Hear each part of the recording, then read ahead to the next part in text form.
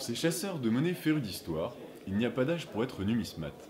Alan, jeune collectionneur depuis 2 ans, a déjà amassé plus de 2000 pièces. Pour lui, la numismatique, c'est avant tout une affaire de transmission entre générations. On a tous eu un proche qui avait une petite boîte à pièces, en l'occurrence mon père, qui avec ses voyages d'enfance avait récolté des petites pièces d'un peu partout, Italie, Espagne.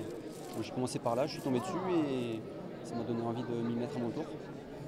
Donc après je m'y suis intéressé, j'ai commencé par regarder tout ce qui est vide-grenier, brocante et j'en suis arrivé jusqu'ici, salon de pièces, où le niveau est un peu plus relevé déjà, niveau qualité et rareté de pièces. Bon, je suis sans cesse en train de demander des conseils, aussi bien sur la provenance que sur la qualité de la pièce ou comment juger la pièce. Il faut leur tirer la langue, hein, sinon ils gardent leur secret. Enfin, c'est ce que j'ai ressenti jusqu'à présent. Il faut montrer une certaine curiosité pour qu'ils s'ouvrent. Dans ce domaine, la curiosité n'est pas un vilain défaut. Bien au contraire, c'est une ouverture sur notre passé. Les pièces et les billets sont des témoins privilégiés de l'histoire. Les numismates en sont les gardiens. Le meilleur moyen d'acquérir une culture générale et surtout d'apprendre l'histoire, c'est de joindre le fondement de la monnaie parce que c'est en réalité le moyen de développement et d'existence de tous les individus depuis 3000 ans.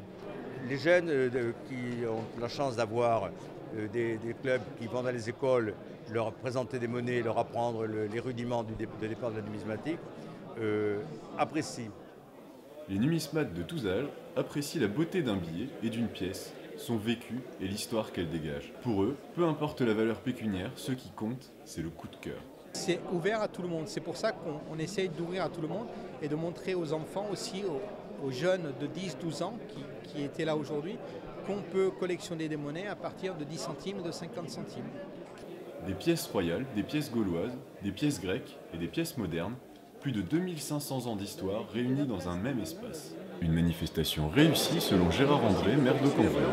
Les collectionneurs se plaignaient depuis quelque temps que sur Toulouse, le Grand Toulouse, ce type de manifestation ne puisse plus exister.